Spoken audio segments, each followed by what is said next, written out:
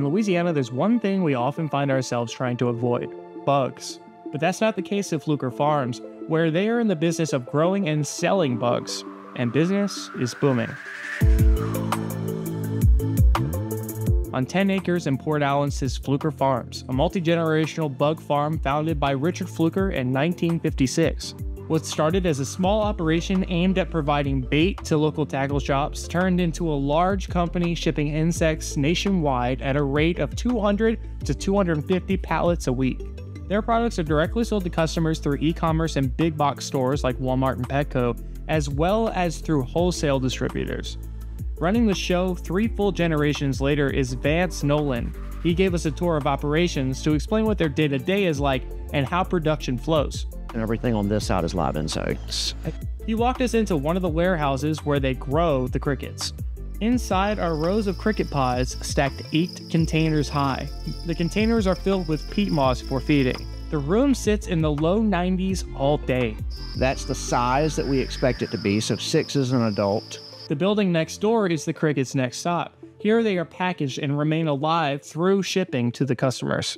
But this building had plenty more insects to show us. Fruit flies, superworms, mealworms, soldier worms, hornworms, crickets, dubia roaches, Madagascar hissing cockroaches. So we don't really differentiate between the insects of how we pack them.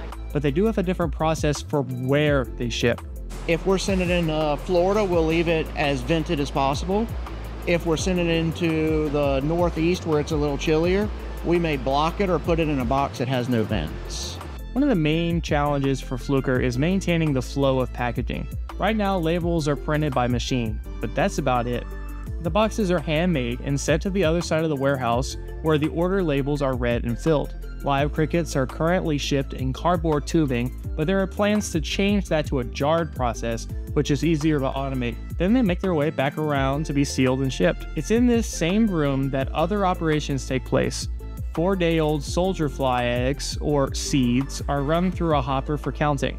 Across from that is where hornworms and soldier flies are being bred. This is where Nolan pointed out the biggest problem right now for Fluker Farms: space. Right now, everything comes through that door, the dock door. When we unload a truck, it may take an hour and a half to shuttle pallets back and forth. Every warehouse we've ever built was the last warehouse we're ever going to build, and so now we have plans for 2 more. The new warehouses will provide room for more shipping automation like jarring, bottling, and boxing. With this new building, we're going to have 2 additional docks. The new docks and warehouses are a part of a $1.5 million expansion that will use more of the property's acreage. 6 out of 10 acres are currently in operation. Besides physical growth, Fluker is working on plans to expand into other markets. We're trying to kind of expand our reach by going to different aisles in the pet store. Yeah. And so what we're looking at is other product lines. And so we're looking at, we have a fish food that we're launching. So we have chicken treats now. When we get into markets, we do it in the manner that we have as a strength, and that's being an insect company.